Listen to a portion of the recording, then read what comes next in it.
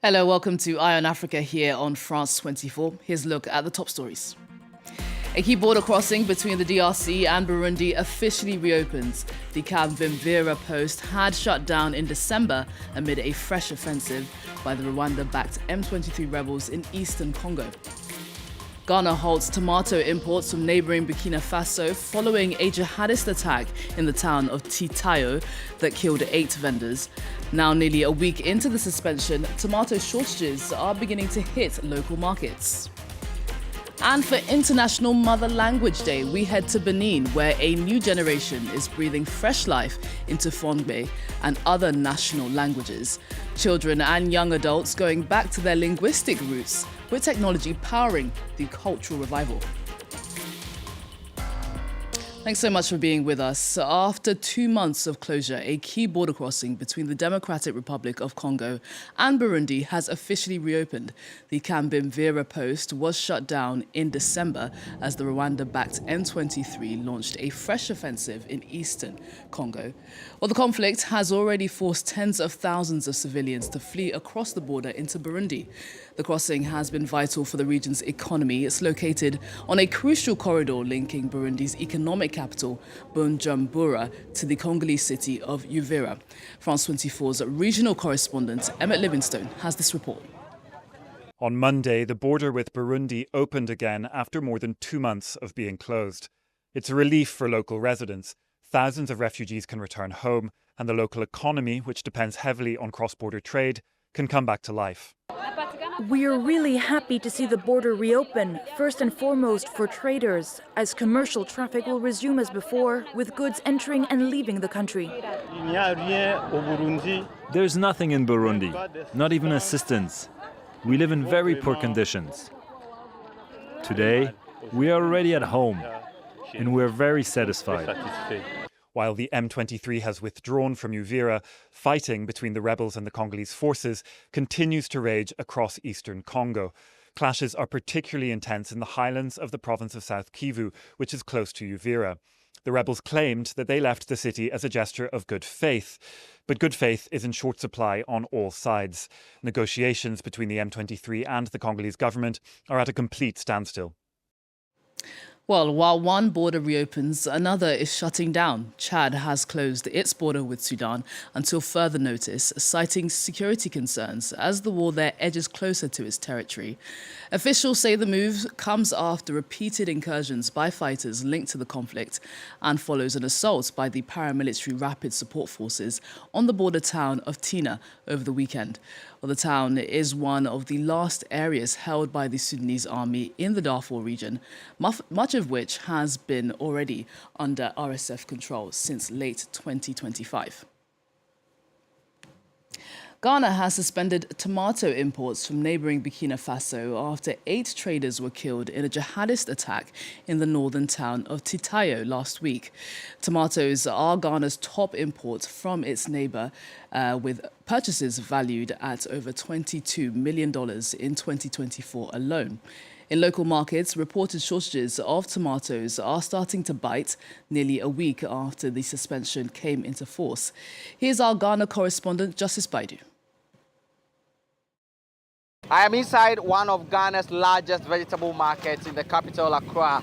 It is here that truckloads of tomatoes that come from Burkina Faso would usually offload for smaller retailers to take and sell on in other markets across the country.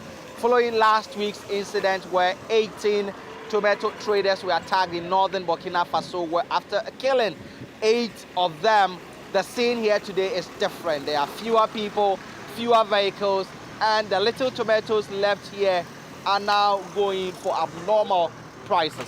The prices is very high. What we used to buy like 20 cedis, it's now 100 cedis.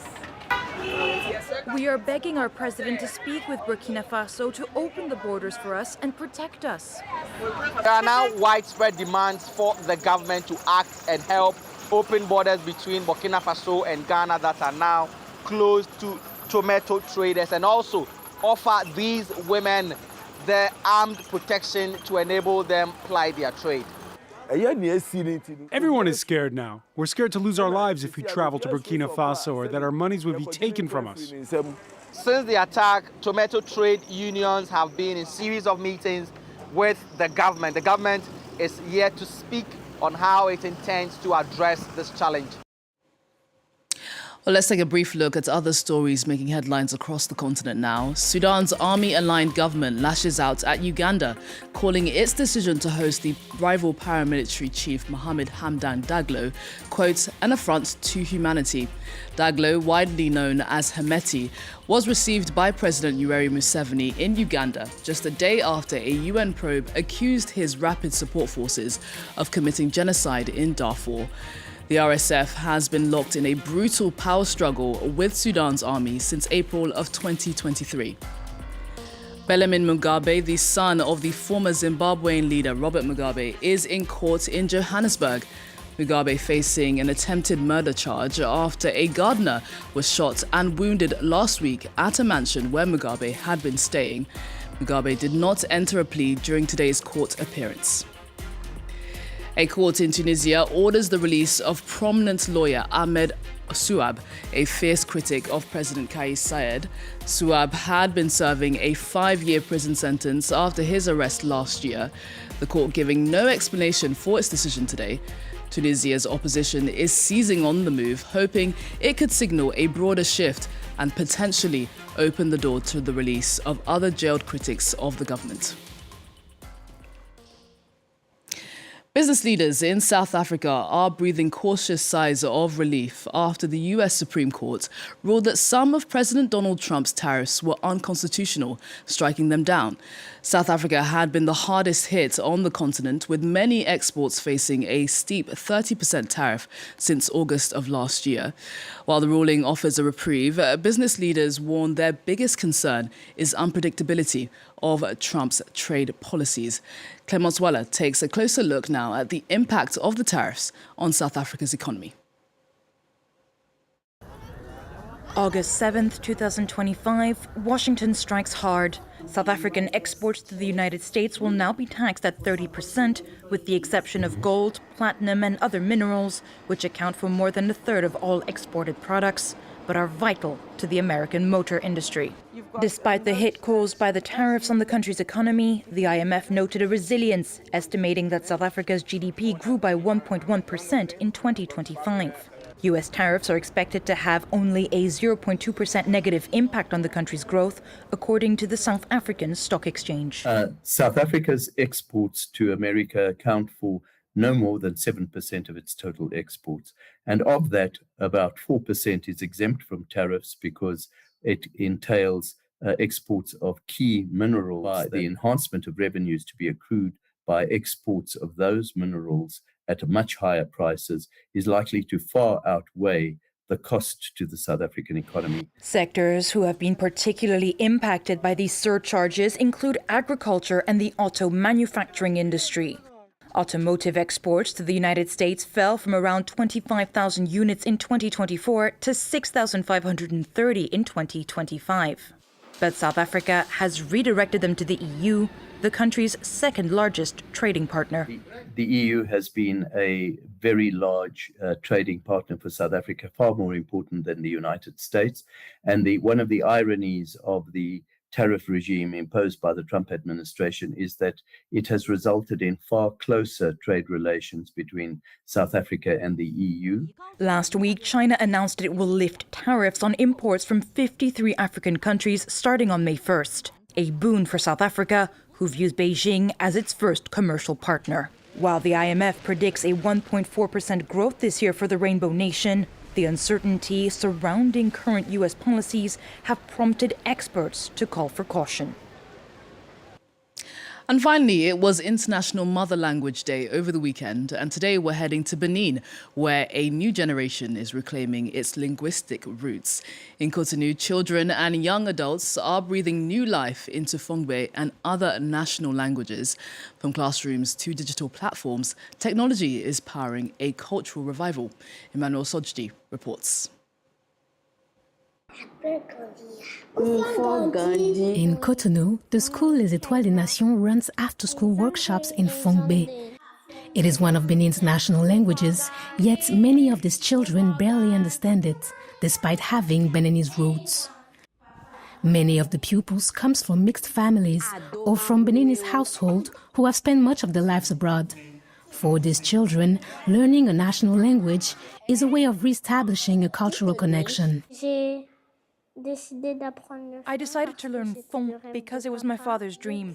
Since I started learning it at school, I've been speaking it a little more at home.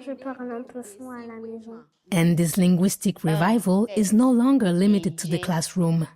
Je vais vous apprendre à compter de 1 à 10 en langue nago. At I Am Your Cluno, digital tools are helping people write and communicate in national languages. A free dictionary, an adapted keyboard, and educational content are making these languages more visible in the digital world. Some expressions in our languages cannot be captured by usual emojis. If we want our languages to be respected, we need modeling. And today, digital technology is an essential channel which transmits our languages faithfully. It's a movement that now stretches beyond Benin's borders. Designed in part for the diaspora, the platform Tally resorts to technology to preserve and share African languages. We're starting with the Beninese diaspora and the FonGbè language. But ultimately the idea is to help diaspora communities around the world reclaim local African languages more broadly. In Benin, technology is also supporting what some describe as linguistic sovereignty. A national voice database is being prepared to train future artificial intelligence models local languages. And on television, the newly launched public channel Benin TV Alafia broadcasts entirely in national languages. Well, that's it from all of us on the Eye on Africa team. Thanks so much for your company and stay tuned. Plenty more news to come.